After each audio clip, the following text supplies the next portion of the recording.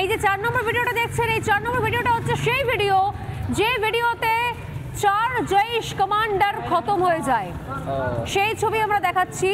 এবং তার সঙ্গে লস্করের একাধিক শীর্ষ নেতা, জঙ্গি নেতা, তাদেরকেও খতম করা হয়। কারণ আর কোনো সেকেন্ড চান্স নয়, একেবারে ঘাঁটিতে হামলা এবং একেবারে নিকেশ, খতম, শেষ।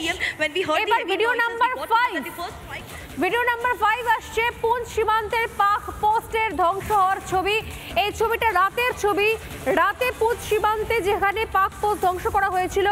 আর তারপর আজ সকালের ছবি আমাদের কাছে রয়েছে, পাক পোস্ট ধ্বংস হওয়ার পরের ছবি আমাদের কাছে রয়েছে। আজ একদম ভোরবেলা ঠিক 4টে থেকে 4:30-এর মধ্যে আরও বারবার করে এই পাক পোস্টগুলোকে ধ্বংস করার জন্য মিসাইল দাগা হয়, সেই মুহূর্তের ছবি আমাদের কাছে আসছে। আমি ভাবছি যে এই ছবিগুলো দেখছে আর ভারতের সঙ্গে তো রাজ্জাক যে বাংলাদেশও, তারা এই ছবিগুলো দেখে কি ভাবছেন?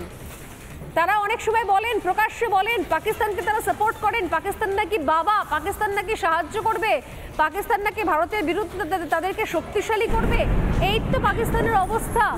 আর এই ভারতের প্রত্যাঘাত, এরপর তারা কি করবে? কারণ এরপর একটা বিষয় ক্লিয়ার, যদি বাংলাদেশও না শুধরোয় তাহলে এই পরিণতি আবার বাংলাদেশের সঙ্গেও হবে। কি মনে হয়?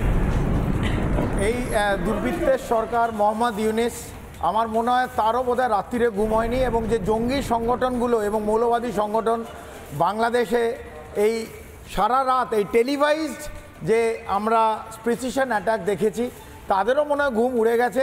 এবং তাদের যদি কোনো দুঃস্বপ্ন থাকে, যদি কোনো দুঃস্বপ্ন দেখতে থাকে অথবা ভাবতে থাকে, যদি তাদের কোনো রাত্রিরেও স্বপ্ন না দেখে দিবা স্বপ্ন দেখে মোহাম্মদ ইউনূস, আমার মনে হয় ইতিমধ্যে অনেকটা ক্লিয়ার হয়ে গেছে।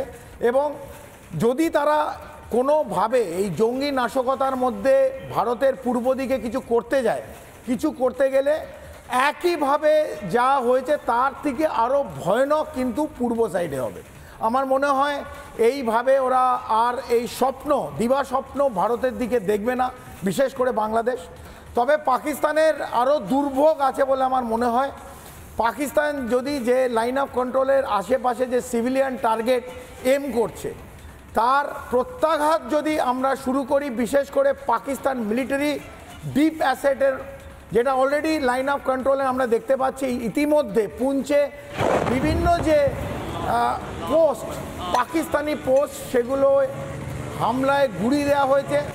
যত সকাল হবে এবং ডেফার্ড ইমেজ, সঙ্গে সঙ্গে সেই তো ইমেজ আমরা দেখাতে পারি না, আর কোনো রেসপন্সিবল মিডিয়া দেখাবেও না।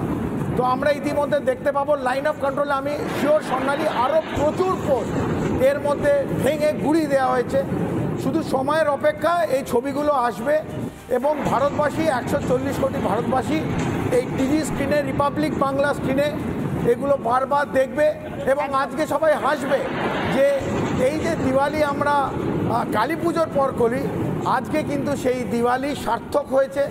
এই দিওয়ালি ভারতবর্ষের 140 কোটি মানুষের মনে কিন্তু শান্তি একটা এনে দিয়েছে। নানা ধরনের কন্টেন্ট দেখার জন্য লাইক করুন, শেয়ার করুন আমাদের ফেসবুক পেজ, সাবস্ক্রাইব করুন আমাদের ইউটিউব চ্যানেল। পাশাপাশি অন্যান্য ব্রেকিং নিউজের জন্য অবশ্যই চোখ রাখুন রিপাবলিক বাংলায়।